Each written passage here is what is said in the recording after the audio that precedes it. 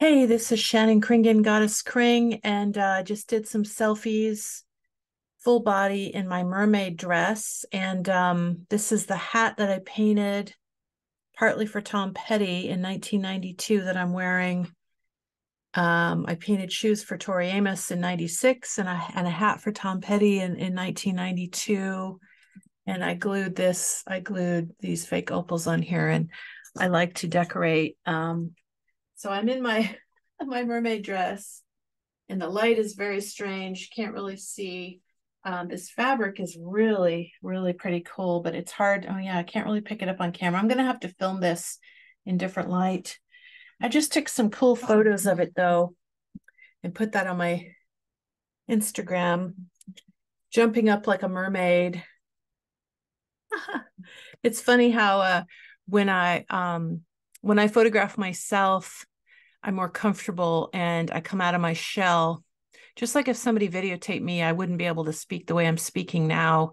I get into this more bashful kind of different personality. So I'm just feeling frustrated. I'm so grateful though. My friend is digitizing a bunch of my DVDs and VHSs, and I'm also doing that.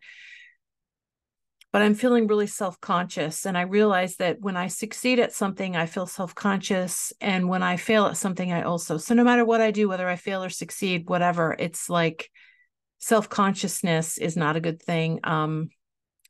Worrying about whatever people think of me is not a good thing, but also feeling like I need to apologize if I do well at something. And if I'm so-called successful at something, and then other people are envious or jealous of me. But most people, it's true, most people are preoccupied with themselves and they're not thinking about me.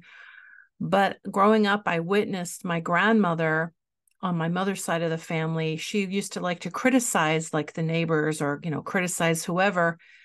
So some people criticize other people to help themselves feel better.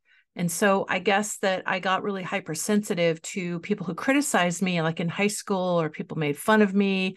It's just weird that I'm 55 years old and I still have these self-conscious issues of, if I succeed, then I feel like I need to apologize and prove that I'm a nice person that's not an egomaniac and that I can inspire other people. I mean, it's true that my favorite positive feedback is when somebody tells me I inspire them, because it makes me feel like, okay, I'm not just some selfish egomaniac. I am inspiring and spreading positive energy. Like when I drive around in my art car, Opal Moonstone, with rhinestones, and people smile, I feel like I'm spreading around positive energy, as opposed to just showing off or just being an eccentric, bright, sparkly, colorful person, although there's nothing wrong with that. Like when you see Mick Jagger on stage, I imagine some people don't like the whole Mick Jagger style of what he does, but I see Mick Jagger as a really fun, talented, interesting person who dances and moves his body in a very fun way. And he's like 79 or 80 years old, and he's up there looking real handsome and strutting around and doing his Mick Jagger magic style. And I love what he does. How many people see Mick Jagger as an egomaniac versus how many people appreciate his performance contribution to the music and performing world. So you could say performers on stage are egomaniacs, or you could say no, they're giving the audience, they're giving something to the audience. They're doing what they love on stage, expressing themselves. Maybe I am so caught up in worrying about all of this that it's hard for me to actually just do my art. Like part of my art is painting this, gluing rhinestones onto this, all the different kinds of art that I do, writing my poetry, ocean beam, come clean, manifesting dreams, black fire, feather rain, straining the stream of consciousness again, volcano ash erupting green, enchanted fingers filter rain.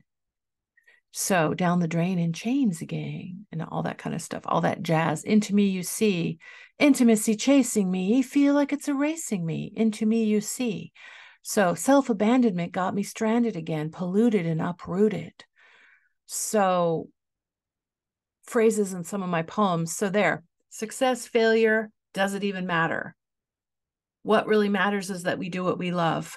So just some thoughts I have for today. And I just took some selfies. I'm going to just get my tripod out. I'm kind of lazy about using a tripod, but in order to do full body self-portraits, the camera has to be at a certain angle that's flattering.